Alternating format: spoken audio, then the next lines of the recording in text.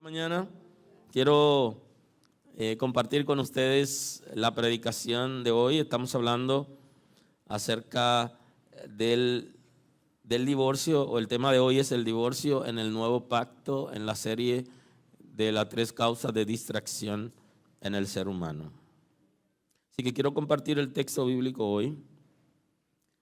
Vamos a la escritura en esta mañana para que juntos compartamos el texto sagrado.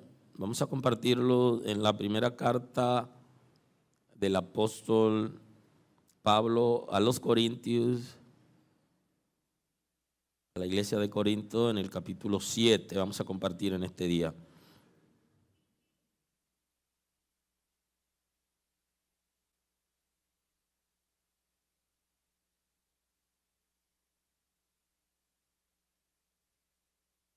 La primera carta a los Corintios, capítulo 7, el versículo 10 y el 11. Vamos a compartir el texto sagrado en la mañana de hoy. Qué bueno es estar en la casa del Señor y saborear su misericordia. Aleluya. Dice el texto en el nombre de Jesús en la primera carta a los Corintios, capítulo 7, versículo 10, en el nombre de Jesús. Pero a los que están unidos en matrimonio, mando, no yo, sino el Señor, que la mujer no se separe del marido, y si se separa, quédese sin casar, o reconcíliese con su marido, y que el marido no abandone a su mujer. Así nos adentramos en la predicación de hoy acerca del divorcio en el nuevo pacto. Bendito es el nombre del Señor. Aleluya. Aleluya. Aleluya. Aleluya. Hay una ligera diferencia entre el concepto de divorcio en el antiguo pacto y en el nuevo pacto.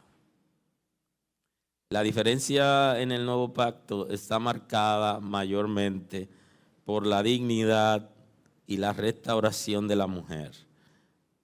Por eso en el nuevo pacto el divorcio tiene un giro diferente al del antiguo pacto. El antiguo pacto y el nuevo tienen cierta diferencia. Ustedes saben que el antiguo pacto fue con el pueblo de Israel y el propósito era que el pueblo de Israel sirviera al Señor para que el Mesías, príncipe, salvador, viniera del pueblo de Israel, el salvador de la humanidad. Y se cumpliese la palabra que el Señor le da a Abraham de que en él serán benditas todas las naciones de la tierra. Entonces, en el nuevo pacto hay una restauración de todas las cosas como se hizo al principio de la creación. Y en este caso que hablamos hoy del divorcio en el nuevo pacto, hay un punto interesante que hace la diferencia, que marca la diferencia, y es justamente la dignidad de la mujer que es restaurada en el sacrificio de Cristo.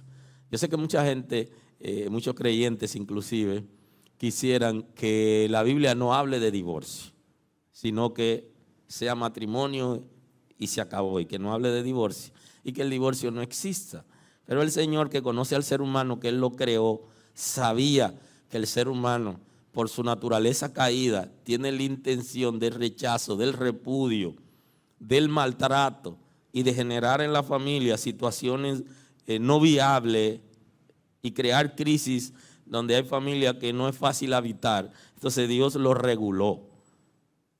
No manda al divorcio en términos de que divórciate y punto, pero sí lo regula para que las personas no se sientan en una relación de esclavitud, donde haya algún perverso o perversa en el matrimonio que dañe la familia y que sea algo, una esclavitud para siempre, sino que sea regulado de cómo debe hacerse en cada caso. Y en el nuevo pacto, el apóstol Pablo es preciso en el texto sagrado, tratando de guiarnos para que tengamos matrimonio saludable, pero que cuando se presenten ciertas situaciones en el matrimonio tengan una salida. Y ya el mismo Cristo, lo conversamos en la predicación anterior, ya el mismo Cristo está diciendo, por la dureza de sus corazones, y habla del corazón de los hombres, por su impiedad, por su pecado, por su corrupción, por negar a Dios, por enemistarse con Dios, Moisés le permitió dar carta de divorcio. Entonces, Jesús mismo está citando el antiguo pacto con relación a la causa que originaron el divorcio, que no, dos personas que tienen temor de Dios y que ninguno de los dos se ha apartado de los principios, y no digo de la iglesia, porque en la iglesia hay mucha gente que no es responsable, que no cumple compromiso, que no cumple pacto, ni cumple principios. Ahora estamos hablando, Jesús está hablando de gente que tienen temor de Dios, que viven en sabiduría, en entendimiento, y en su defecto aquellos que niegan la relación con Dios, que son capaces de maltratar. Y entonces la salida a la esclavitud en el matrimonio está registrado tanto en el antiguo pacto como en el nuevo. La diferencia del divorcio en el antiguo pacto y el nuevo pacto está basado en la restauración y la dignidad de la mujer, que es el que juega un papel importante y que cambia, porque antes solamente los hombres estaban autorizados a divorciarse, eran los que realmente se divorciaban. Ya en el nuevo pacto se introduce esa cláusula donde la misma mujer también está en libertad de deshacerse de la relación de matrimonio, que no es el diseño de Dios, pero ninguna persona está obligada a estar en una relación. En la restauración de la dignidad de la mujer se recupera el estatus original, que también hay una predicación que tuvimos antes de esta, acerca de esa restauración, en la que se recupera el estatus original que tenía Eva antes del pecado. Y en el sacrificio de Cristo hay una restauración, porque tanto el hombre como la mujer tenían las mismas dignidades antes del pecado original. Y entonces en la restauración, en el sacrificio de Cristo, Él viene a ser una nueva persona a todos.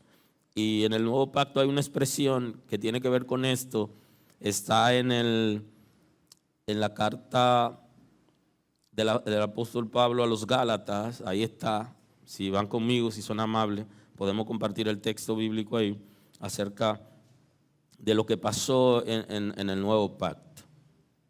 Capítulo 3 de la carta a los Gálatas.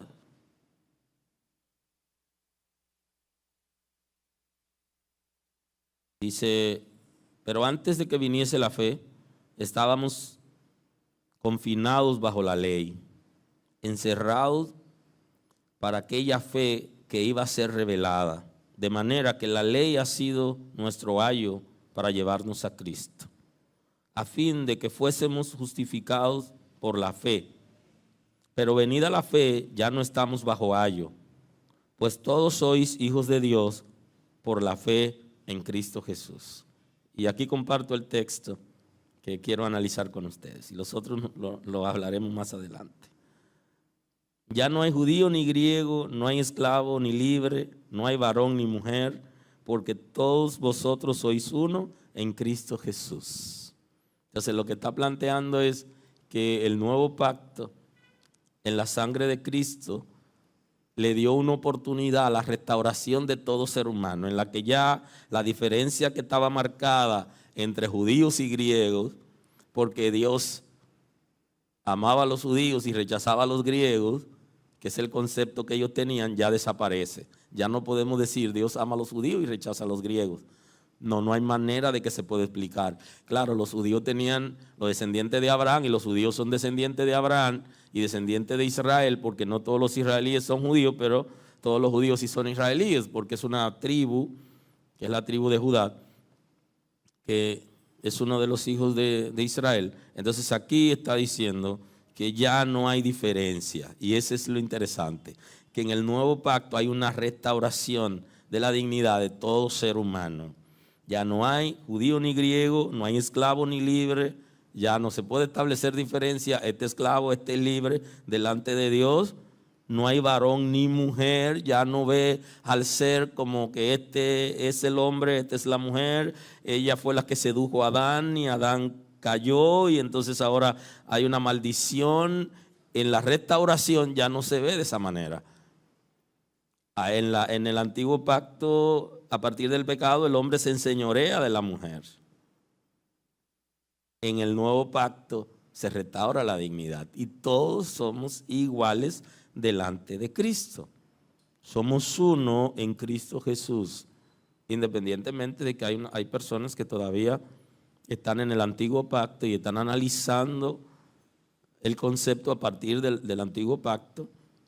La verdad es que hay una restauración y hay oportunidades para todos los seres humanos delante de Cristo por su sacrificio en la cruz. Entonces, cuando escribe la carta a los Corintios, en el capítulo 7, el apóstol Pablo hace un análisis importante acerca del matrimonio como tal, y también trabaja el divorcio en dos etapas. Lo trabaja en la etapa de la separación y en la etapa ya de la carta de divorcio. Trabaja en dos etapas, y creo que eso es sumamente interesante, porque lo primero que debe hacer cuando hay problema no es el divorcio como tal, sino buscar ayuda. En el proceso de buscar ayuda, posiblemente hay una separación, buscan ayuda y luego viene la etapa de la reconciliación. Y no es bueno que la iglesia, que los creyentes persigan a las personas que en la iglesia tienen alguna situación y se separaron. Deben orar por ellos continuamente y apoyarlo para que se restaure la relación. Porque en la separación primaria hay un conflicto que no se puede resolver y deciden por alguna causa la separación que no se aprueba en un principio a simple vista, pero hay situaciones difíciles que se dan de violencia doméstica, de irresponsabilidades, de infidelidades, de la falta de amor, y entonces de palabra fuerte, hay opresión, y muchas veces se da la separación y luego la reconciliación, y eso es sumamente interesante. Así que cuando hay un caso en una congregación de una separación, debe ser trabajado la pareja para que luego puedan reconciliarse y que la persona puedan arrepentirse. El que no está haciendo lo correcto puede entrar en lo correcto, y no se considera como pecado el hecho de que una persona decida separarse en medio de una crisis del matrimonio. En este caso lo correcto sería buscar ayuda para que ambos puedan juntarse, que se perdonen y que se deje la violencia o la situación de infidelidad o lo que fuere que está pasando en la relación.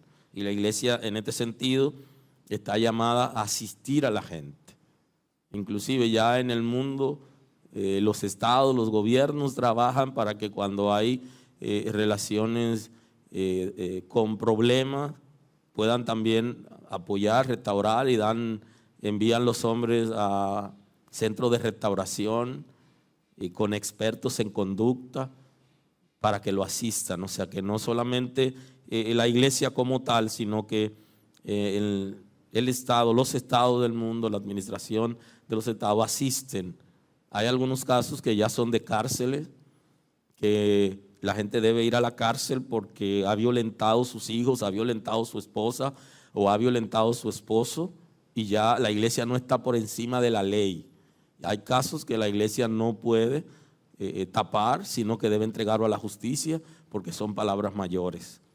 Y lo que tiene que ver con la ley, hay en el Estado de Derecho está establecido, ¿verdad?, para que los jueces sean los que se encarguen de esos casos. Hay en algunos países que hay toda una normativa familiar y hay asesoría familiar y todo, y hay jueces inclusive que trabajan con la familia y son los que deciden esos casos. En cuanto a las cosas que me escribisteis, bueno le sería al hombre no tocar mujer, pero a causa de las fornicaciones, cada uno tenga su propia mujer y cada uno tenga su propio marido. Entonces le dice, hay situaciones que se están dando que lo recomendable sería que ni siquiera se casen. Oiga, qué concepto, ¿eh?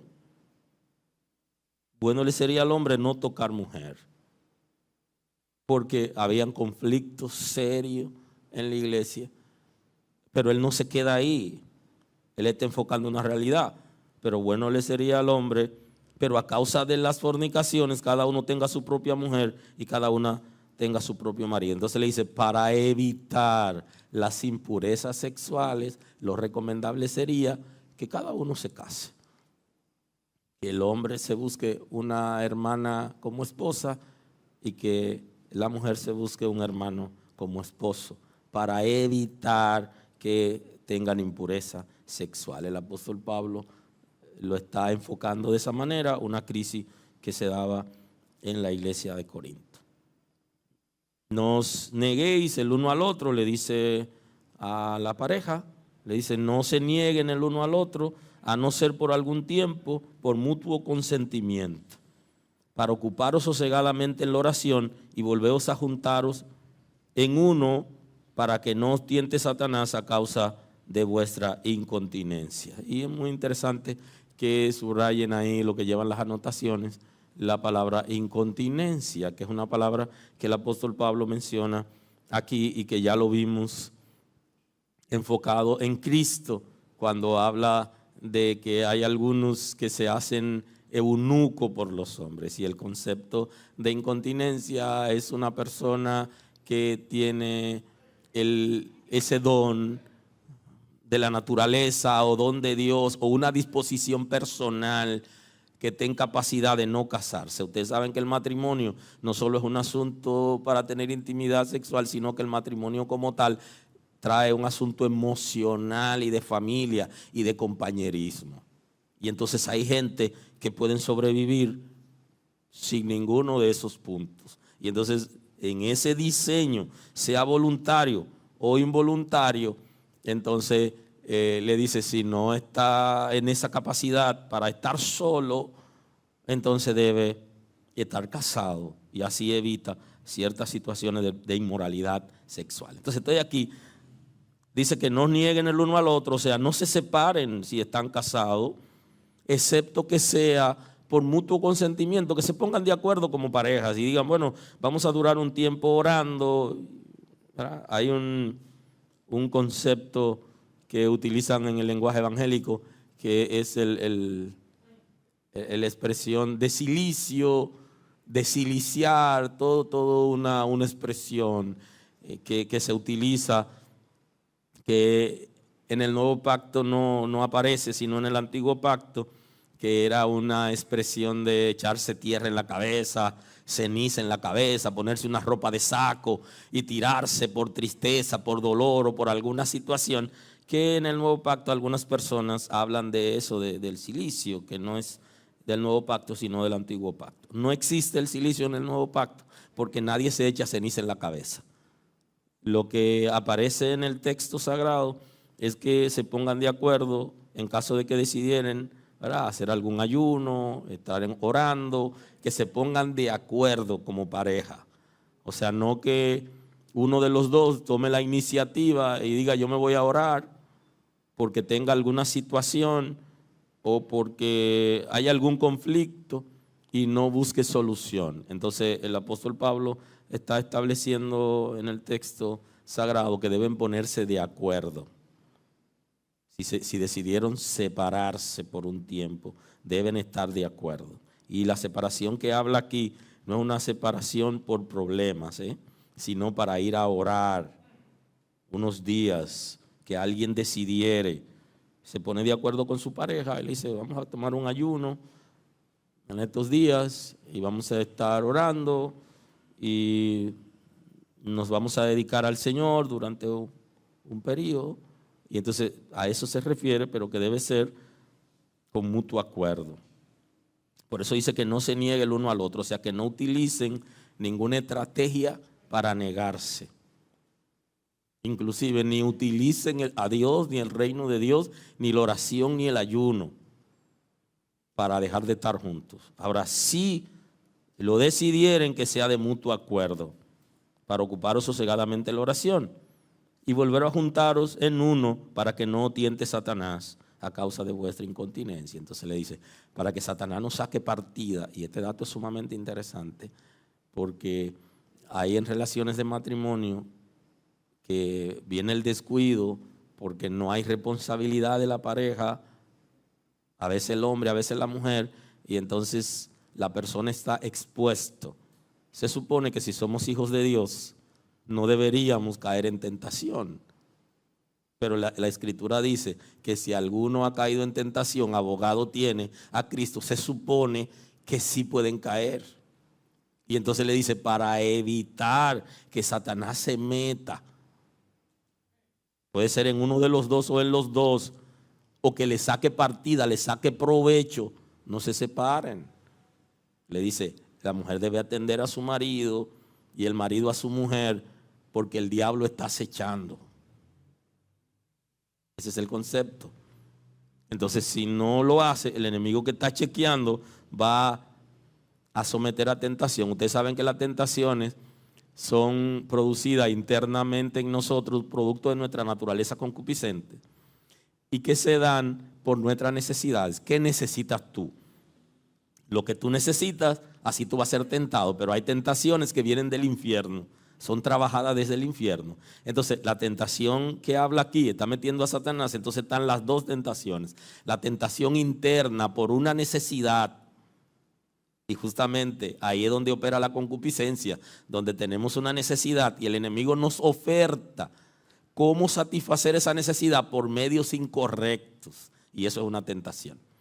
Y entonces Satanás también se involucra, porque el deseo de Satanás es la destrucción de la familia y del matrimonio. Entonces aquí viene, hay una necesidad y él prepara toda una estrategia para que la persona pueda satisfacer esa necesidad por medios incorrectos. Y entonces hay una liga entre la necesidad que está expresada por la naturaleza concupiscente que trae la respuesta y el enemigo también. Imagínense usted, dos aliados en el asunto. Y entonces el apóstol Pablo habla con gente que son capaces de alcanzar madurez. Y entonces le dice, no descuide tu relación de parejas, porque el diablo se puede meter. Y entonces hay que evitar cerrar toda puerta al enemigo. Si no cerramos puertas, él se va a meter porque le estamos dando oportunidad. Esto no está diciendo que ninguna persona, porque esté solo o porque tenga alguna situación en la pareja tenga que caer en pecado. Ahora el apóstol Pablo está escribiendo el texto y las Sagradas Escrituras también se escribió para prevenir, y hay una manera de prevenir el pecado sexual, y es estar junto con su pareja, los que están casados, y los que no están casados, casarse. Eso es lo que establece el texto bíblico, porque si no, el enemigo se va a aprovechar y los va a tentar. Entonces está escribiendo en prevención. No olviden que Satanás está acechando y que va a tentar a aquellos que no tienen el don de continencia. Estén casados o estén solteros, si no tienen pareja, van a ser tentados. Entonces, cuando eso ocurre, la pareja es parte de la tentación.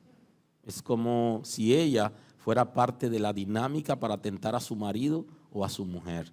Inclusive lo hacen algunas personas y hasta creyentes.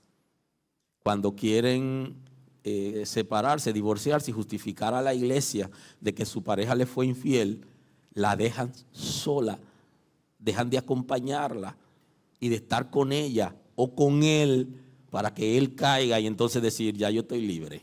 Eso puede ser una estrategia inclusive de la pareja para justificar. Y entonces delante de Dios, el que está justificando con estrategia y con malicia va a tener que dar su cuenta. Lo que la palabra nos está enseñando es que es una responsabilidad cuando estamos casados, estar juntos en pareja. Y si no, usted está dejando a su esposo agente libre o a su esposa agente libre. ¿Libre para qué? Para que Satanás lo tiente y para que él quisiera satisfacer sus necesidades por medios incorrectos. Entonces, en prevención la Escritura habla con creyentes que son salvos, que han sido transformados, y le dice: aterriza, siéntate, planifica, observa, cuida tu relación. Luego hay un conflicto que genera una separación y entonces la gente se está volviendo loco, pero muchas veces esa separación fue por descuido y entonces la palabra está en prevención. Entonces el apóstol Pablo dice: digo pues a los solteros y a las viudas que bueno le fuera quedarse como yo, pero si no tienen el don de continencia, cásese, pues mejor es casarse que estarse quemando. Entonces le dice: lo bueno sería que las viudas, y habla de él porque él era soltero. Ahora Pablo, de acuerdo a cómo él está escribiendo, él tenía ese don, tenía esa gracia, esa fortaleza, donde él no necesitaba como hombre tener una mujer, ni para satisfacer necesidades fisiológicas, ni para que le dé amor, para compañía, por asunto emocional. El hombre tenía esa gracia, tenía ese don que nadie lo quiere, ningún joven quiere eso, y ninguna persona soltera tampoco lo quiere.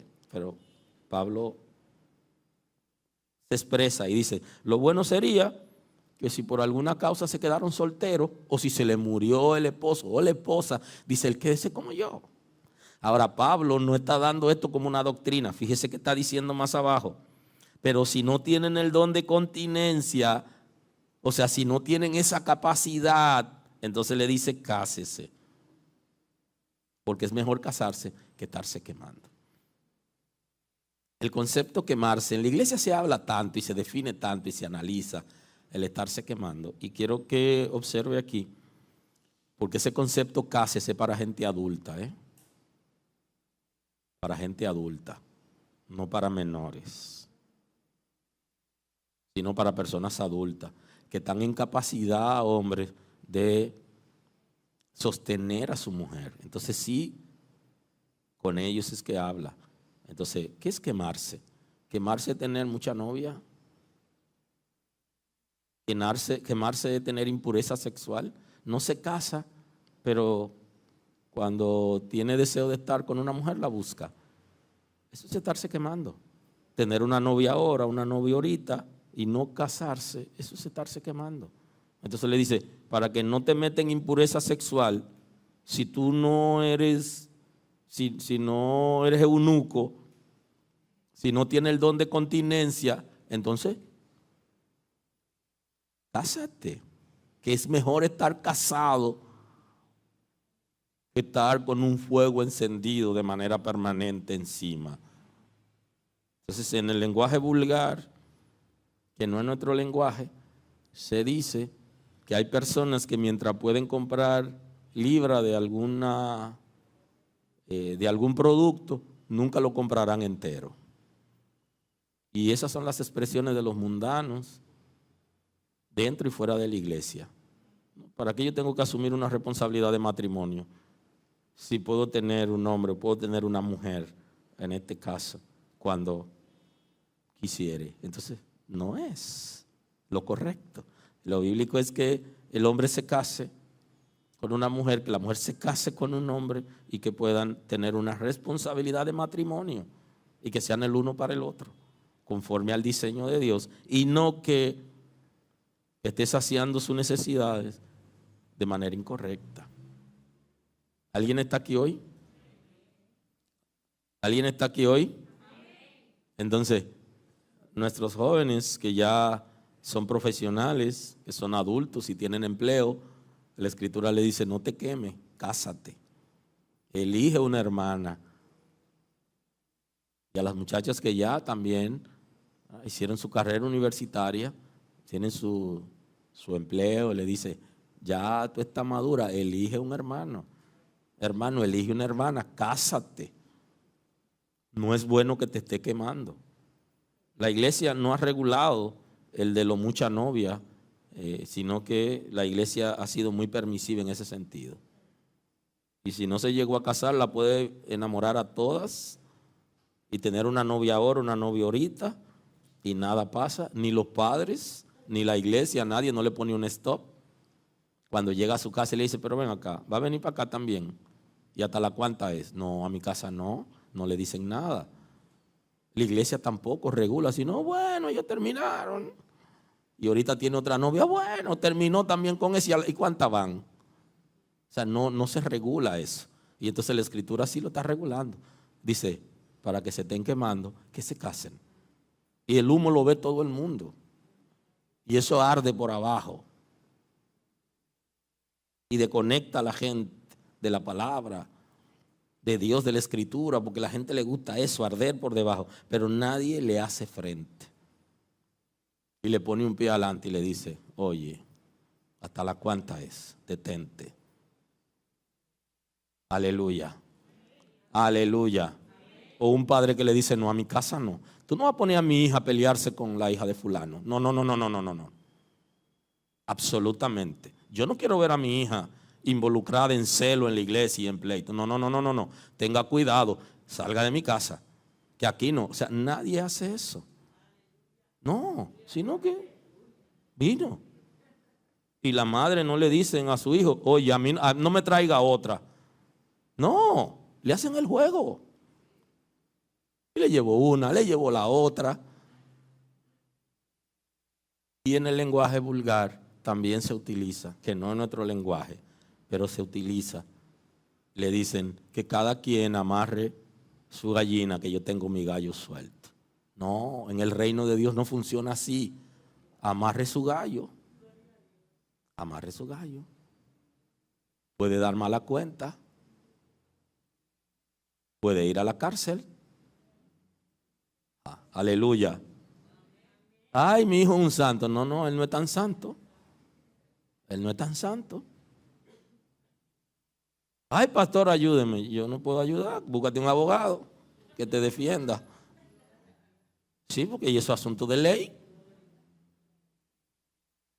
Búscate un abogado. Entonces, sí, contrólelo, dígale lo que hay. Explíquele cómo son las cosas para que esté claro y no vaya a cometer los errores que han cometido otros y que usted lo esté apoyando. Hay que poner un freno a esas relaciones. ¿Está obligado una persona a casarse con alguien que es su novio o su novia? No está obligado porque no están casados. Pero la pregunta es: ¿hasta la cuánta es? ¿Cuándo es que se va a detener? No hay seguridad. Si no tiene seguridad, entonces debe madurar primero. Entonces, sigue el apóstol Pablo en esta enseñanza tan interesante, de la que yo le voy a deber una serie en el futuro, pero esta predicación sí pertenece a esta serie, pero luego voy a tomarme un tiempo hablándoles solo del concepto de matrimonio y su antítesis, que es el divorcio. Y a los que están unidos en matrimonio, mando yo, no yo, sino el Señor. Y creo que le expliqué antes que Pablo en algunos casos dice que el Señor enseñó eso. Y en otro caso dice, yo lo estoy enseñando. Entonces en este caso él dice, ya Cristo lo enseñó, no soy yo que lo estoy enseñando. Se está refiriendo a la enseñanza de Cristo. Que la mujer no se separe del marido, dice. Dice, no soy yo que lo mando, es el Señor. Que la mujer no se separe del marido. Y si se separa, quédese sin casar.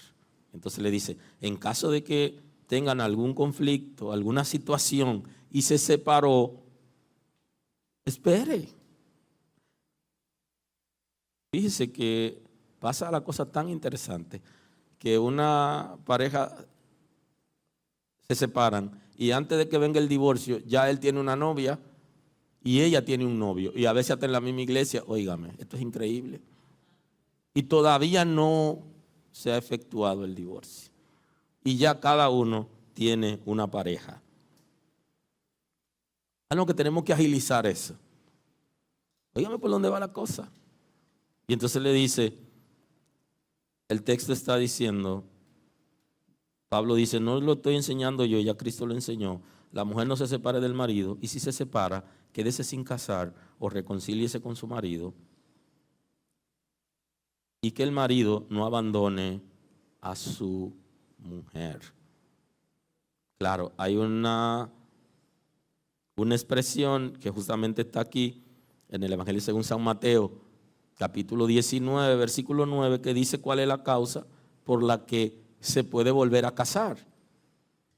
Aunque, y esto se lo voy a deber para la serie que trabajé con ustedes sobre el tema, hay una serie de conflictos que se dan, que la gente coge miedo y no quiere juntarse con la pareja, aunque la pareja a veces se ha reconciliado porque lo que vivió fue muy difícil. Y ya eso lo veremos más adelante.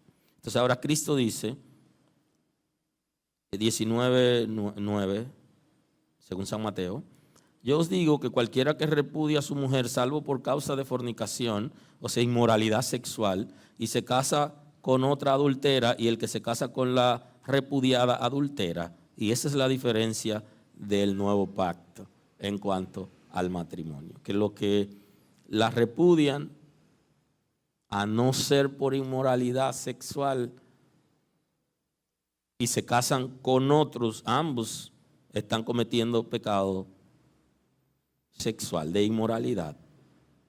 Le dijeron sus discípulos, si así es la condición del hombre con su mujer, no conviene casarse. Y se parece a lo que Pablo dijo más arriba cuando habla del que es bueno no tocar mujer. Entonces aquí los discípulos están diciendo, si es así no conviene casarse. Lo que tú estás diciendo acerca del matrimonio es un nuevo modelo que con ese concepto que está presentando no convendría casarse, porque el hombre está aquí dejando de ser el que se adueña de la mujer como en el antiguo pacto, sino que aquí en el nuevo pacto hay una responsabilidad de cuidar a esa mujer, de proteger, y que él se expone inclusive al pecado sexual. Entonces por eso dice, yo os digo que cualquiera que repudie a su mujer, salvo por causa de fornicación, y se casa con otra, adultera. O sea, aquí adultera el hombre también, en el antiguo pacto no, era solamente la mujer, entiende el concepto. Y el que se casa con la repudiada, adultera. Y le dijeron sus discípulos, si así es la condición del hombre, pues no conviene casarse. A los que están unidos en matrimonio, mando yo, no mando yo, sino el Señor. que la mujer no se separe del marido, y si se separa, quédese sin casar o reconcíliese con el marido, y que el marido no abandone a la mujer. Está regulando, y esta es la primera etapa del divorcio, que es la separación. Entonces le dice, en primera instancia, deben separarse. Aquí es para sanar, para trabajar el tema, la situación que están viviendo, a ver si puede mejorar. Y entonces se dan una oportunidad a ambos para trabajar el tema. Y creo que los matrimonios deben, desde antes de casarse, o sea, desde el noviazgo, deben trabajar algunos temas para prevenir que se pudieran dar en el matrimonio. Sin embargo, estando ya en el matrimonio, no deberían separarse, pero el texto está hablando claro de que en caso de que se tengan que separar, que luego se reconcilien y que el hombre no abandone a la mujer, ni la mujer abandone al marido. Eso es una responsabilidad en una relación de parejas, de matrimonio, entre personas creyentes, que son capaces de respetarse, de conocer la palabra y de darse cuenta lo importante que es delante de Dios el pacto del matrimonio, el compromiso, y que la iglesia no puede abrirse tanto que la gente por cualquier razón en la iglesia abandonen a la mujer o abandonen al marido y se queden en la iglesia como si nada. Ninguna razón tiene, solamente por perversidad, por dureza de corazón, que es el concepto bíblico, y que todo se quede normal. La iglesia debe regular, debe enseñar para que la gente se acerque a Dios y que la gente busque a Dios y que sea obediente a la palabra. Y a los demás, yo digo, no el Señor. Si algún hermano tiene mujer que no sea creyente, en este caso está regulando las relaciones con personas que hay mitad y mitad. El esposo es inconverso, la mujer conversa, o al revés, que el hombre es creyente, la mujer no. Aquí comienza a regular ese tipo de relaciones. Porque cuando llega un hombre a la iglesia y acepta al Señor como Salvador, tiene una familia, 3 hijos, tiene su esposa y llegó a la iglesia. Y cuando llega a la iglesia, la esposa no ha venido a la iglesia, él se siente que como aceptó a Cristo y ella no es creyente, puede tomar una hermana como mujer. Quizá no, yo estoy en libertad para casarme porque ella es inconversa. Entonces el texto está regulando también esas relaciones. Si llegó a la iglesia y llegó con su mujer, esa es su mujer. Si llegó con su marido, ese es su marido. Y usted no puede porque llegó a la iglesia dejarlo. Lo dejé y punto. No, eso no es lo que establece el texto sagrado. Entonces dice, a los demás, yo digo, no el Señor, está diciendo, estoy enseñando yo esto, el Señor no lo ha enseñado. Si algún hermano tiene mujer que no sea creyente y ella consiente en vivir con él, no la abandone.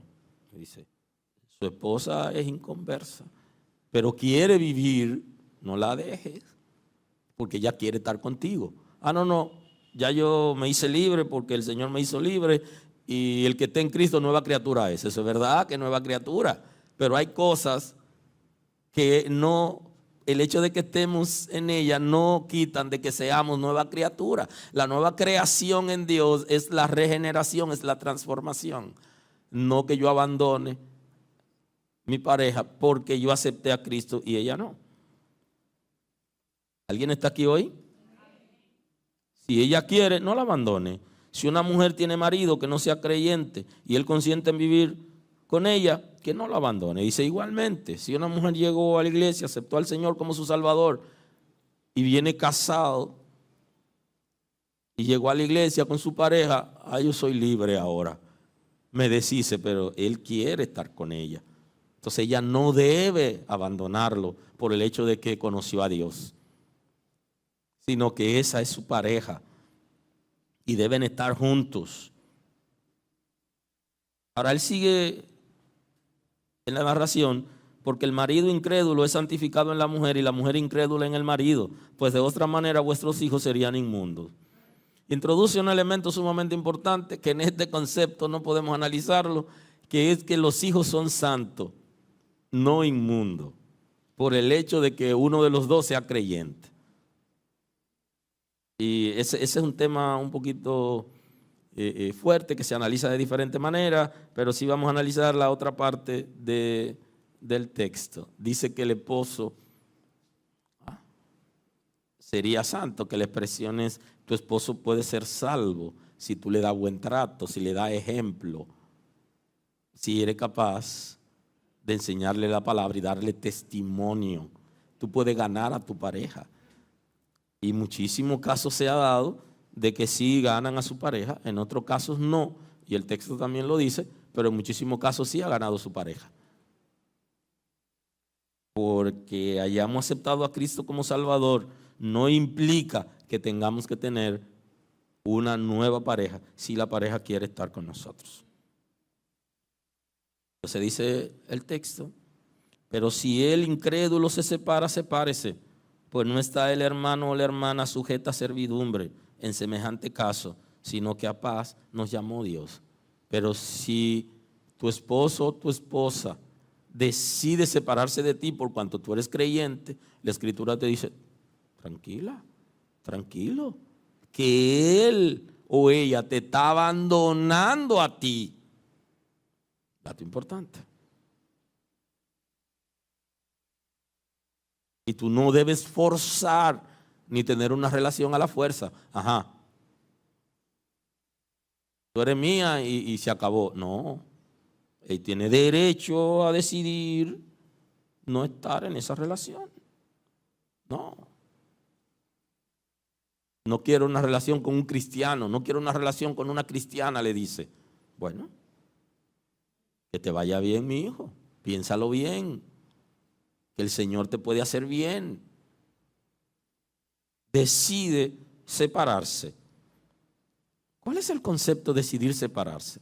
El concepto de decidir separarse es puede ser el comportamiento. Hay gente que por su comportamiento dicen que se quieren separar. No se someten a reglas, no respetan, no tratan con dignidad a la pareja. Como si tuvieran a la fuerza en la relación. Y algunos no quieren estar, pero no quieren partir los bienes. Y entonces ahí viven una vida que no es vida. Porque ni están juntos, no están juntos, pero no se divorcia porque no quiere partir los bienes. Porque algunos hombres entendemos que esos bienes son nuestros. Y, como no, y entonces la ley establece la partición, y para no partir entonces se quedan solamente casados, pero ya no están. Y eso son estrategias malsanas, pero que sí existen en relaciones de pareja con inconversos y hasta con conversos. En las iglesias hay hombres que se han divorciado y han engañado a la mujer y no han repartido los bienes. Y le dan vuelta y vuelta y le envuelven hasta que llegue el tiempo donde perime el asunto y ya no puede ser juzgado. Y eso es engaño. Cuando estén delante de Dios van a tener que dar su cuenta porque tienen bienes que no le pertenecen. No solo darán cuenta por el trato que le dieron a la relación de parejas, sino que darán la cuenta por el engaño también que hicieron. Entonces el apóstol Pablo, ahí mismo en el capítulo 7, nos enseña un nuevo principio y dice: si fuiste llamado siendo esclavo, no te dé cuidado, pero también si puede hacerte libre, procúralo más. O sea, le dice, en la condición en que la gente fue llamado, permanezca. Aún aquellos, le dice, que fueron llamados en esclavitud, le dice, no dejen de servir, aunque si se pueden hacer libres, háganse libres. Saben que en el contexto que se escribe la carta existía la esclavitud, ya no existe la esclavitud. No solamente existía la esclavitud del hombre a la mujer, que la mujer era esclava, no solamente en ese concepto, sino que seres humanos se vendían en el mercado libre y se compraban y le pertenecían a esa persona que pagó por esa persona. Y entonces le dice, si tú conociste al Señor siendo esclavo, no dejes de servir, no dejes de cumplir tu compromiso. Ahora, si te puede hacer libre, y no está hablando aquí de libertad espiritual, porque se supone que la libertad espiritual ya la tiene. Está hablando de esa libertad física. Si puede hacerte libre, pues lo lograrás, ¿ok? Si puedes hacerte libre, le dice en ese tiempo, procúralo más, o sea, inténtalo, porque el que en el Señor fue llamado siendo esclavo, liberto es en el Señor. Asimismo, el que fue llamado siendo libre, esclavo es de Cristo. Por precio fuisteis comprados, no os hagáis esclavos de los hombres. Aleluya. Cristo ha pagado un precio por nosotros y le dice, y lo introduce en este tema, inclusive del matrimonio, no se hagan esclavos de los hombres. La relación de pareja no es una relación de esclavitud, es una relación de amor. La relación de patronos y empleados no es de esclavitud, es una relación laboral. Y no tienen que ser esclavos de nadie si son hijos de Dios.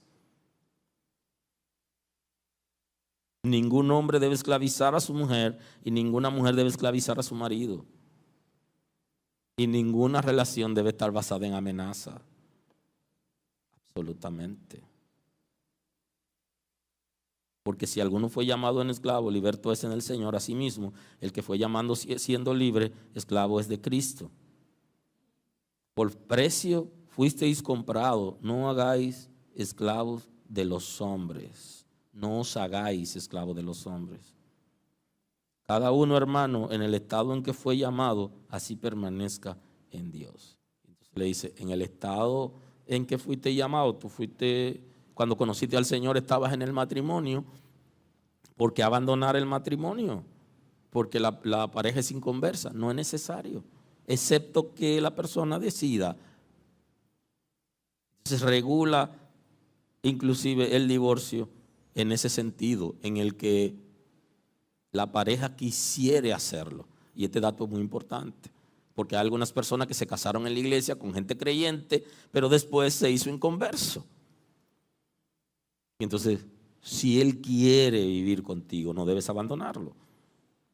Él insiste, no lo abandone. Ahora, si él decidió irse, déjalo ir. Si ella decidió irse, déjalo ir. Lo que pasa es que el concepto es que para que una pareja, dos personas que son creyentes, tengan que divorciarse después de haberse casado, es porque uno de los dos no está viviendo en los principios, no está haciendo lo correcto. Si los dos están haciendo lo correcto, se van a sobrellevar, se van a perdonar, se van a restaurar y van a permanecer. Si uno de los dos hace lo que es incorrecto, va a provocar el divorcio. Y aun si él es cristiano y se va, ¿qué va a hacer? Hay que dejarlo ir. Y si ella es cristiana y se va, hay que dejarla ir. Porque no somos dueños de la gente. Y el texto está diciendo, no se hagan esclavos de nadie. O sea, la relación no es de esclavitud. La relación de pareja es una relación de amor, de respeto. Y en el respeto entra el acuerdo. En una relación hay acuerdo. Mira, en la relación yo no tolero esto. En la relación yo no tolero aquello. O sea, y que se respete esas cosas que se han acordado para que el matrimonio pueda funcionar. Tengo que ir cerrando por causa del tiempo. Así que voy a entrar con ustedes en la dinámica de ir cerrando la predicación de hoy. En la iglesia, el divorcio ha aumentado considerablemente, el índice de divorcio entre creyentes. Y ha aumentado por diferentes razones. Una de ellas es porque la iglesia no está regulando el matrimonio y el divorcio, por eso ha aumentado el índice de divorcio, porque la iglesia regularmente lo deja a libertad de la gente. Y otra cosa es porque ya la gente, no todas las personas en las congregaciones están viviendo de acuerdo al temor de Dios, a la palabra de Dios y a la sabiduría como establece la Escritura, sino que la gente, cada quien está viviendo como quiere. Y el pueblo de Israel vivió una experiencia similar, donde cada quien hacía lo que quería y vino el fracaso. Si la gente que se está casando en la iglesia es formado para ir al matrimonio, el hombre como la mujer, y permanecen en Cristo, no tendrían la necesidad del divorcio. Entonces, si está subiendo el índice de divorcio entre creyentes, es porque en ese mismo sentido la gente está perdiendo los principios. La iglesia no puede obligar a las parejas a que estén juntos. Uno de ustedes tienen que estar juntos. No, porque no es así. La iglesia no puede obligar. El pastor no puede obligar. Ustedes tienen que estar juntos. No, es una decisión personal de la gente, de que quieren amarse y respetarse. Ahora sí, la iglesia debe restaurar los matrimonios. Ese sí es un trabajo de la iglesia, la restauración de los matrimonios que tienen problemas, a los que son viables restaurar, y aquellos donde no se ha violado la ley que establece el Estado. Porque ya hay cosas que la iglesia, o sea, el pastor y la iglesia no pueden meterse, porque hay violencia, y la violencia que hay está condenada por ley y esa persona debe ir a la justicia. Ya ahí es otra cosa. Pero en muchísimos casos por los que la gente se divorcia, que sí puede intervenir, puede apoyar y puede restaurar. Ahora, cuando ya son casos de justicia, ya hay que hacer el reporte a la justicia. Y el perdón es parte de una dinámica humana, ¿verdad?, que debe existir en una relación donde la gente se perdona. Y en las restauraciones debe existir el perdón de aquellas cosas que no tienen que ver con la violación de la ley. Porque hay cosas que ya tienen que ver con la ley y que no le corresponde a la mujer. Donde hay violencia para la mujer, hay violencia para los muchachos, hay abuso sexual de algunos en la casa. Ya esos son palabras mayores. Que ya eso es asunto de justicia. Entonces, en todos esos casos, uno tiene que respetar.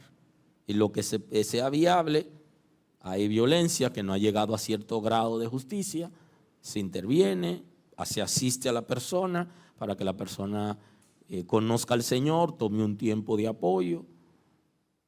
Inclusive, cuando la esposa reporta al esposo que está ejerciendo violencia en la casa, lo llevan a un sitio de terapia. Y eso es sumamente importante. Y así no tiene necesariamente que divorciarse de primera mano, sino que cuando comienza la violencia lo reporta. La falta de reporte de la violencia es que lleva a los feminicidios y a otros casos que son menores, pero son fuertes en la familia. Porque hay que reportar la violencia para evitar que siga. Porque mucha gente, cuando se dan cuenta que ellos son violentos, ellos bajan la guardia, pero como tapa, se vuelve cómplice la esposa, los hijos de todo lo que está pasando, entonces vienen cosas mayores. Los reportes de violencia son sumamente importantes y van a evitar inclusive el divorcio en el futuro. Así que cuando hay violencia que se va de la mano, hay que reportarlo. Ese dato es sumamente importante y así se evitan otras cosas. Quiero cerrar con un texto bíblico que está en Hebreos capítulo 13, el versículo 4. Y ahí quiero cerrar con ustedes. Dice el texto: honroso sea en todo el matrimonio y el lecho sin mancilla, pero a los fornicarios y a los adúlteros lo juzgará Dios. Quiero que entiendan que Dios está diciendo que Él se encargará de juzgarlo, para que la iglesia no se vuelva un tribunal haciendo juicio y parándose en la puerta y diciéndole a la gente, tú eres divorciado, tú no puedes entrar aquí. ¿Por qué causa te divorciaste? Cuando la gente llega a la iglesia, lo que nosotros tenemos que hacer es enseñarle la palabra y darle la oportunidad de que sirva a Dios. Y va a pasar inclusive que la gente cuando se divorcia por alguna causa que la Biblia no aprueba, se cambian de congregaciones. Y cuando llegan a la congregación llegaron nuevos, la iglesia no puede rechazarlo tampoco. La iglesia lo recibe igual, lo trabaja.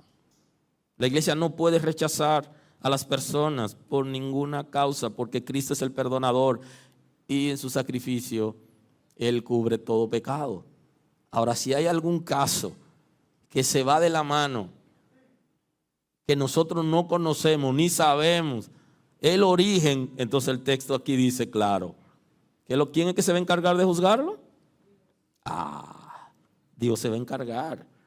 Entonces, si Dios se va a encargar de juzgarlo, entonces vamos a dejarle a Dios. Nosotros vamos a juzgar los casos que conocemos, que manejamos, que como iglesia podemos establecerle norma a la gente, pero hay muchísimos casos que van a llegar a la iglesia que nosotros no sabemos qué ocurrió, ni qué pasó en la iglesia donde él iba antes, qué hizo, o es inconverso la vida que tuvo antes. Tenemos que recibirlo y darle la palabra y darle la oportunidad inclusive de que conozcan a Dios.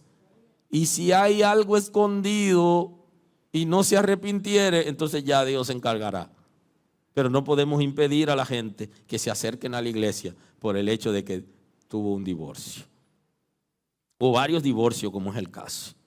Tenemos gente que han pasado más de 5 veces y no lo han hecho por negocio, de que con extranjeros para que hagan documentos. No,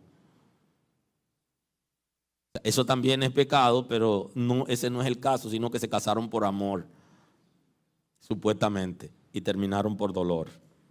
Y han pasado por varios matrimonios y algunos de ellos han sido cristianos todo el tiempo en que han ido casándose y divorciándose. Entonces, ¿quién se encargará? Dios se encargará. Dios mismo asume esa responsabilidad. Lo que nos esconden a nosotros, a Dios no se le esconde y Él se encargará. Él sabe cuál fue la causa de esa situación, de ese divorcio, de esa separación. Él lo sabe y Él se encargará. Nosotros, lo que está delante de nosotros, aconsejar, apoyar y restaurar. Pero la gente que esconde cosas, Dios se encargará de ellos. Nosotros no estamos llamados a condenar a nadie, ni pasarnos la vida entera persiguiendo a la gente, porque ese no es nuestro trabajo como iglesia, sino dar amor a la gente para que conozcan a Cristo. Y posiblemente alguien que conoce a Cristo, que tuvo un comportamiento inapropiado y que dejó cosas sin resolver, cuando conoce a Cristo de verdad, sale a recoger algunas cosas que dejó caer y que no hizo bien, las restaura. Pues aquí está hablando, honroso sea en todo el matrimonio y el lecho sin mancilla.